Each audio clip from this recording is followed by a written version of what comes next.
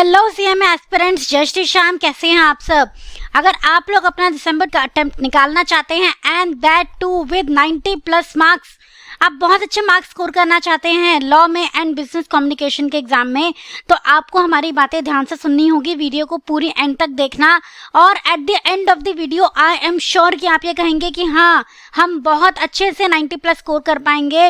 100 में से 90+ लाना I know is a big task, लेकिन अगर आप सारी बातें फॉलो करोगे, प्रॉपर तरीके से पढ़ाई करोगे, तो ये मुमकिन है, बिल्कुल मुमकिन है। क्यों? क्योंकि जो आपका सीएमए का एग्जाम होता है वो कम्प्लीटली एमसीक्यू बेस्ड होता है और कोई नेगेटिव मार्किंग भी नहीं होती। तो आपके लिए 90+ स्कोर करना इज पॉसिबल, कोई दिक्कत वाली बात नहीं होगी।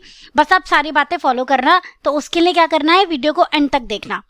चलिए स्टार्ट करते हैं। सबसे पहले मैं आपको बताना चाहूंगी कि भैया लॉ एक ऐसा सब्जेक्ट है जिसमें सब बच्चे परेशान होते हैं, ठीक है। और आपके पेपर में मोस्टली पार्ट लॉ का ही है। 80% is related to law and 20% is business communication which is very easy. आप वो तो पढ़ लेते हो, थ्योरेटिकल पोर्शन है, लेकिन लॉ बीइंग थ्योरी स्टिल वो बच्चों को टफ लगता है क्योंकि वो आपके लिए नया सब्जेक्ट है। तो आपको बहुत ध्यान से पढ़ाई करनी है। दूसरी चीज आपको ये देखना है कि भैया लॉ जैसे सब्जेक्ट में आपको जल्दबाजी नहीं करनी है। थोड़ा जल्दी पढ़ना स्टार्ट कर दो। अभी से ही पढ़ना स्टार्ट कर दोगे तो भी आप दिसंबर अटेम्प्ट बहुत अच्छे से निकाल पाओगे, कोई दिक्कत वाली बात नहीं है। आंसर्स को प्रैक्टिस करने में, एमसीक्यू को प्रैक्टिस करने में, मटेरियल को लर्न करने में और आपको कॉन्सेप्ट्स को लर्न करने में थोड़ा सा टाइम लगता है, तो टाइमली आप स्टार्ट कर दीजिए, वरना थोड़ा सा दिक्कत हो जाएगी। उसके बाद आपको क्या देखना है कि भैया हमें पहले सिलेबस अच्छे से देखना है। अब देखो 80% आपका लॉ है, 20% बिजनेस कम्युनिकेशन है, जिसमें से introduction, Indian contract act, sale of goods act और नेगोशिएबल, ये 4 आपको चैप्टर करने हैं बिजनेस लॉ में। सबसे बड़ा चैप्टर है इंडियन कॉन्ट्रैक्ट एक्ट, जिसकी 30% वेटेज है, मतलब 30 मार्क्स का आता है। तो पहले आप इसको निपटा लो, फिर आप आ जाओ अपना सेल ऑफ गुड्स एक्ट पे, फिर आपका नेगोशिएबल पे, और लास्ट में आप इंट्रोडक्शन देख लो। क्योंकि इंट्रोडक्शन में ना ऐसा कुछ नहीं है कि अगर आपने इसको बाद में भी किया तो आप बाकी नहीं कर पाओगे, ऐसा कुछ नहीं है। तो आप ना मतलब हाई प्रायोरिटी वाले चैप्टर्स पहले लेके चलो और बाकी बाद में करना। आपको 100% है क्योंकि आपका टारगेट 90+ है। तो अगर 90+ चाहिए तो आपको 100% सिलेबस करके जाना ही पड़ेगा। और बिजनेस कम्युनिकेशन में तो एक ही चैप्टर है, वही आपको करना है पूरा। आपको क्या करना है भैया, सिलेक्टेड स्टडी आप अफोर्ड नहीं कर सकते हो, 90+ लाना है। दूसरा, अपने कॉन्सेप्ट्स बिल्कुल क्लियर करने हैं। बस एमसीक्यू का मतलब ये नहीं है रट्टा मार लिया हो जाएगा, नहीं, कॉन्सेप्ट समझने हैं क्योंकि क्वेश्चन घुमा के आते हैं। तीसरी चीज, आपको हाई प्रायोरिटी, देखो मैंने आपको लिखा है ना हाई स्कोरिंग टॉपिक, आप पहले देख लो। चैप्टर में से भी जिन टॉपिक्स में से ज्यादातर क्वेश्चन आते हैं आपको वो पहले करने हैं, ठीक है। अदरवाइज आप पूरा चैप्टर करो, पूरा तो आपको करना है। देखो आप सिलेक्टिव स्टडी तो कर ही नहीं सकते, सब कुछ करके जाना है आपको, एक भी टॉपिक छोड़ के नहीं जाना है। बिकॉज आपको बार बार याद दिला रही हूँ, your aim is high. In fact आप ये लिख के रख लो भैया, 90+ स्कोर करना है। अपना एम आपको याद रखना चाहिए, तभी आप उसके लिए मेहनत कर पाओगे अकॉर्डिंगली। आपको क्या करना है, लॉ में सबसे ज्यादा जरूरी होता है कीवर्ड्स। कीवर्ड्स का ही खेल है, शब्दों का ही खेल है। कीवर्ड्स को याद करना है, मार्क करके चलना है, कलर कर लो, हाईलाइट कर लो, व्हाटएवर, आपको कीवर्ड्स पे ही फोकस करना है। वहीं पे ही देखो एमसीक्यू में एक ऑप्शन गलत है और एक ऑप्शन सही है, ये सारा खेल कीवर्ड्स का है, ठीक है। तो आपको कीवर्ड्स पे बहुत अच्छे से ध्यान देके चलना है। रिवीजन करनी है रेगुलर इंटरवल पे, ठीक है। ध्यान रखो, ऐसा कर लिया करो, वीकली रिवीजन करो। देखो डेली तो आप कर ही रहे हो, जो टॉपिक आप पूरे दिन में पढ़ रहे हो उसको रिवाइज करो, फिर एक बार वीकली रिवीजन कर लो, और एक बार आप पूरे मंथ के एंड में पूरा वीक का रिवीजन कर लो। तो आपकी मल्टीपल रिवीजन हो जाएगी। रेगुलरली रिवीजन करना, क्योंकि लॉ जैसा सब्जेक्ट बच्चे जितनी जल्दी पढ़ते हैं ना उतनी जल्दी भूल भी जाते हैं अगर रिवाइज ना करें तो। अपने आप को टेस्ट करना नहीं भूलेंगे। टेस्ट के लिए आपके पास बहुत सारे ऑप्शंस अवेलेबल हैं। मॉक टेस्ट पेपर दे सकते हो, मॉडल टेस्ट पेपर सॉल्व कर सकते हो, क्वेश्चन बैंक सॉल्व कर सकते हो। आपकी वेबसाइट पे एक और चीज आई है अभी, पोस्टल टेस्ट पेपर्स, उन्हें सॉल्व करके देख सकते हो। तो बहुत सारी चीजें अपने आप को टेस्ट करने के लिए आपको टेस्ट करना है, तभी पता चलेगा आप कितने पानी में हो। वैरायटी ऑफ क्वेश्चंस प्रैक्टिस करने हैं, जितने एमसीक्यू कर सकते हो उतने एमसीक्यू प्रैक्टिस करो। पिछले 5 अटेम्प्ट के एमटीपी प्रैक्टिस करोगे टाइम मैनेजमेंट के साथ। टाइम मैनेजमेंट की मैं आपको बताती हूँ हमेशा।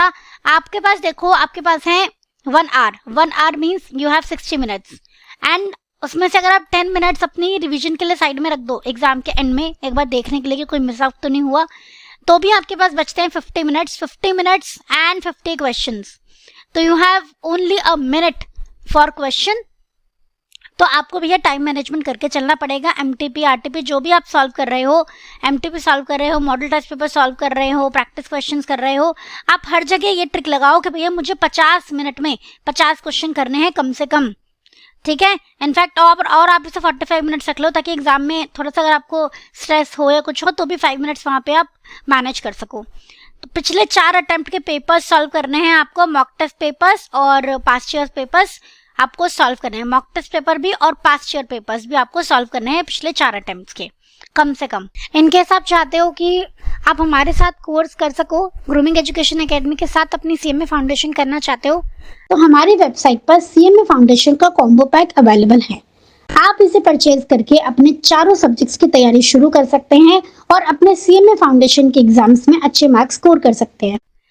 उसके बाद आपको जनरल बातें क्या ध्यान रखनी है भैया, अपना फिक्स रूटीन रखो, फिक्स टाइम पे जागो, फिक्स टाइम पे सो, फिक्स टाइम पे सारे काम होने चाहिए, क्योंकि हमारी बॉडी क्लॉक फिर उसी हिसाब से एडजस्ट हो जाती है। स्केड्यूल आपको प्रॉपर बना के रखना है।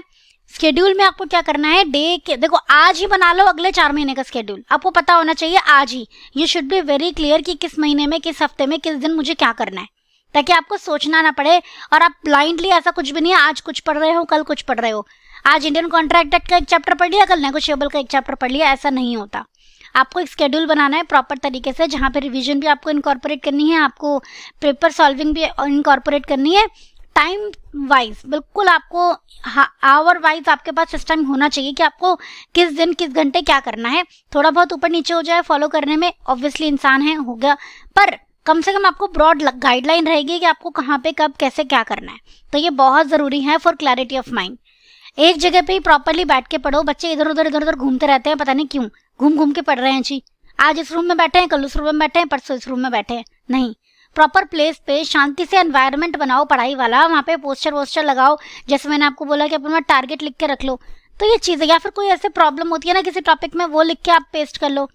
तो प्रॉपर अपने पढ़ने की जगह बनाओ, चाहे जैसे भी, जहाँ भी आपके पास स्पेस अवेलेबल है वहाँ पे, कि मुझे यहीं बैठ के पढ़ना है, ठीक है। इससे क्या होगा, इससे आपका माइंड स्टेबल होगा पढ़ते वक्त। आपको लगता है क्या ही बात बोल रही है मैम, नहीं होगा, करके देखो। उसके बाद आपको देखना है कि भैया डिस्ट्रैक्शंस को अवॉइड करना है। जिस टाइम आप पढ़ रहे हो, बुक से पढ़ना है, उस टाइम आपको फ़ोन दूर रख देना है। जिस टाइम आप फ़ोन से पढ़ाई कर रहे हो, वीडियो देख रहे हो, आप प्रैक्टिस सेशंस कर रहे हो, वो उस टाइम देखो। बाकी जिस टाइम आप बुक से पढ़ रहे हो, सेल्फ स्टडी कर रहे हो, पेपर सॉल्व कर रहे हो, आपके फ़ोन दूर होना चाहिए, राइट। प्रोकास्टिनेशन नहीं करना है भैया, आज का कल, कल का परसों, काम को नहीं टालना है। कल परसों तरसों करते करते एग्जाम का दिन आ जाएगा, आपको पता भी नहीं चलेगा। और खाली रीडिंग नहीं करनी है, रीडिंग करने के बाद कीवर्ड्स को अपने हाथों से लिखना भी है। जितना ज़्यादा आप अपने हाथों से लिखोगे उतना ज़्यादा आपको याद होगा। यहाँ पे एमसीक्यू वाले बच्चे क्या सोचते हैं, हमारा तो राइटिंग पेपर नहीं है ना, सब्जेक्टिव पेपर नहीं है, माँ की तो करना है, तो लिख के क्या देखना है, बस पढ़ लो। नहीं, आपको भी लिख लिख के देखना है। हाँ, फर्क ये है कि आपको लॉन्ग लॉन्ग क्वेश्चन सॉल्व नहीं करने हैं, you have to just write points, कि हाँ आपको पॉइंट्स माइंड में रहे, उसके लिए उतना ही लिखना है आपको पॉइंट वाइज। बड़े बड़े पैराग्राफ्स आपको या केस स्टडी सॉल्व नहीं करने हैं, लेकिन लिखना है फिर भी। ये बात बहुत इंपॉर्टेंट है। तो मुझे ऐसा लगता है कि अगर आप ये सारी बातें फॉलो कर लो ना, मैंने जो जो बताया है आपको क्या करना है, कैसे करना है, कौन से टॉपिक्स पहले करने हैं, कौन से टॉपिक्स बाद में करने हैं, पढ़ते वक्त किन किन बातों का ध्यान रखना है, अगर आपने ये सारी बातें फॉलो कर ली, अब आप देख रहे हो, आपने एक चीज, एक पैटर्न नोट करो। यहाँ मैंने आपको बताया है क्या करना है, ठीक है, और यहाँ मैंने आपको बताया है क्या नहीं करना है। बस इतनी बातें ध्यान रख लो पढ़ते वक्त, और आपको कुछ करने की जरूरत नहीं है। पढ़ाई तो करनी ही है, पढ़ते वक्त इन चीज़ों को इनकॉर्पोरेट कर लो, इन पॉइंट्स को ध्यान रख लो, और आपकी पढ़ाई इतनी बढ़िया हो जाएगी कि आप अपने 90+ का टारगेट अचीव करके ही रहोगे दिसंबर में। You need to be positive, you need to give your full day, full energy in studies, तभी ये पॉसिबल है। सुबह का टाइम, मॉर्निंग का टाइम, जो 5 बजे से 8 बजे का टाइम होता है ना, इतना गोल्डन टाइम होता है, इसको आप मिस नहीं कर सकते। तो ये मेरा सजेशन है कि आप सुबह जल्दी उठो, ठीक है। धीरे धीरे कोशिश करो, मतलब ट्राई करो। देखो, जल्दी उठना इज नॉट इतना मुश्किल थिंग जो बच्चे सोचते हैं, बाय गॉड हमसे तो हो ही नहीं पाएगा। हो जाएगा, थोड़ा सा समय लगेगा, कुछ दिन दो अपने आप को, 3-4 दिन में आपको आदत पड़ जाएगी। बाकी इस सेशन की सारी बातें आप लोग नोट डाउन कर लेना, क्योंकि बच्चे सुनते तो हैं और जैसे सेशन ऑफ बच्चे भूल जाते हैं। तो आपको नहीं भूलना है, आपको नोट डाउन कर लेना है, because again I am saying your target is 90+। क्यों बोल रही हूँ, आपको याद दिलाने के लिए। आपको भी अपने मन में ये बात बार बार बोलनी है, my target is 90+, so I can not afford to miss even a single point. कहीं पे भी थोड़ा सा भी तैयारी मेरी कम नहीं रहनी चाहिए। क्लियर? चलिए, तो आज का सेशन यहीं पे हम एंड करते हैं, इसी उम्मीद के साथ कि आप लोग अच्छे से इन चीज़ों को समझोगे और अपना टारगेट अचीव करोगे। मिलते हैं नेक्स्ट सेशन में। थैंक यू सो मच बच्चों। जय श्री श्याम।